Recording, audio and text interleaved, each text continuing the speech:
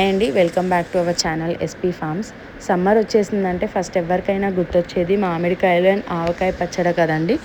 అందుకే ఈ వీడియోలో అచ్చమైన ఆవకాయ పచ్చడి ఎలా చేస్తామో మీతో షేర్ చేసుకుందాం అనుకుంటున్నాను.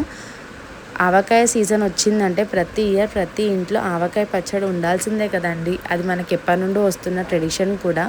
ఈ ఆవకాయ పచ్చడి అనేది మన తెలుగు వాళ్ళందరికీ ఒక ఎమోషన్ కదండి. ఈ ఆవకాయ పచ్చడి పెట్టడం కూడా చాలా ఈజీ అండ్ సింపుల్గా పెట్టుకోవచ్చు.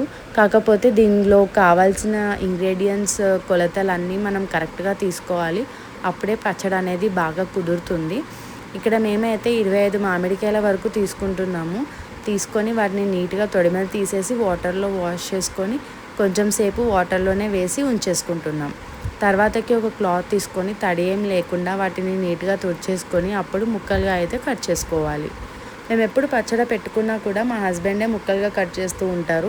మరీ పెద్దగా కాదు, మరీ చిన్నగా కాదు. ఇలా మీరు చూస్తున్నారు కదా, ఇలా అయితే మేము మీడియం సైజులో కట్ చేసుకుంటున్నాం. ముక్కలు కట్ చేశాక దాని మీద ఒక చిన్న లేయర్ అనేది ఉంటుంది సన్నగా.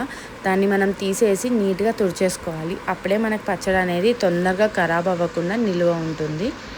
షార్ట్ అండ్ క్రిస్ప్గా ఆవకాయ పచ్చడి ఎలా చేసుకోవాలో చూసేద్దాము. అండ్ దానికి కావాల్సిన ఐటమ్స్ కూడా ఒకసారి చూసేద్దాము.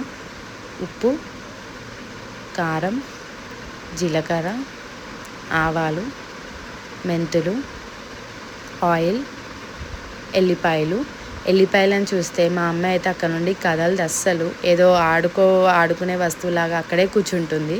ఫస్ట్ అయితే జీలకర్ర మెంతుల్ని లో ఫ్లేమ్లో వేయించేసుకొని పక్కకు పెట్టేసుకోవాలి. ఆవాలను అయితే ఎండలో పెడితే సరిపోతుంది ఒక 3 hours వరకు. అండ్ వీటిని అయితే సపరేట్గా గ్రైండ్ చేసుకోవాలి. మిక్సీలో పౌడర్ అయ్యేంత వరకు గ్రైండ్ చేసుకొని పక్కకు పెట్టేసుకోవాలి. ఎల్లిపాయలు కొన్నని పక్కకు పెట్టి మిగతావన్నీ మెత్తగా పేస్ట్ అయ్యేలాగా గ్రైండ్ చేసుకొని ఒక బేషన్లోకి అయితే ఇలా తీసుకోవాలి. తీసుకున్నాక ముందు పట్టి పెట్టుకున్న పౌడర్లను కూడా అదే బేషన్లోకి తీసుకుంటున్నాం. తర్వాతకి తగినంత ఉప్పు, కారము, పక్కకు పెట్టుకున్న ఎల్లిపాయలు కూడా యాడ్ చేసుకుంటున్నాం అదే బేషన్లోకి. అండ్ కావాల్సినంత ఆయిల్ కూడా వేసుకొని బాగా కలుపుకోవాలి. చాలాసేపు ఆ మసాలాలన్నీ కలిసేంత వరకు ఉప్పు, కారము, మసాలాలన్నీ కలిసేదాకా కలుపుకోవాలి.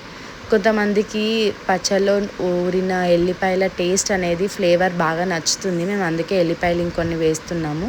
అలాగే ఆయిల్ కన్సిస్టెన్సీ కూడా మనం చూసుకుంటూ కలుపుకుంటూ యాడ్ చేసుకోవాలి. ఇప్పుడేమో మామిడికాయ ముక్కలు యాడ్ చేసుకుంటూ ఆ ముక్కలకు బాగా మసాలా పట్టేంత వరకు చాలా బాగా కలుపుకోవాలి. అప్పుడే మనకి ఆ ఫ్లేవర్ అనేది తెలుస్తుంది ముక్కలకి. చూస్తున్నారుగా ఎంత కలర్ఫుల్గా కనిపిస్తుందో. అలాగే మనము దేనిలోకైతే పచ్చడి అనేది తీసుకుంటున్నామో దానిలో ఫస్ట్ కొంచెం ఆయిల్ వేసి కలుపుకొని అప్పుడు మనం ముక్కలను అయితే వేసుకుంటున్నాం. అప్పుడే మనకి ఆయిల్ అనేది ఎక్కువ ఉండి పైనకు తేలుతుంది. మనకి ఆయిల్ కన్సిస్టెన్సీ కూడా మంచిగా కనిపిస్తుంది. ఎంత బాగా కనిపిస్తుందో కదండి. అప్పుడే పెట్టుకున్న పచ్చడిని వేడి అన్నంలోకి అదే పచ్చడి వేసుకొని కలుపుకొని తింటే ఎంత బాగుంటుందో కదా.